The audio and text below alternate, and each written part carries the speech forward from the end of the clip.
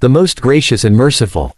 As Eid al-Adha approaches, people in the underprivileged areas of District Sangar, Sindh, Pakistan, are struggling to make ends meet.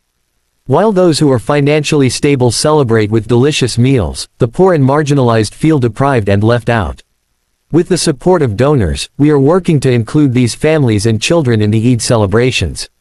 We are providing ration to deserving individuals, including orphans, widows, laborers, and the unemployed, who are struggling due to inflation and unemployment. We are grateful to the donors who are supporting this initiative, which serves humanity without any discrimination. You can also contribute to this noble cause by donating your zakat, sadaqah, and charity. Your donation will be delivered to the deserving individuals in a transparent manner, and you will receive videos and bills as proof.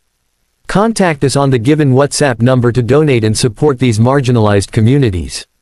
Your contribution will be a means of serving humanity and earning rewards.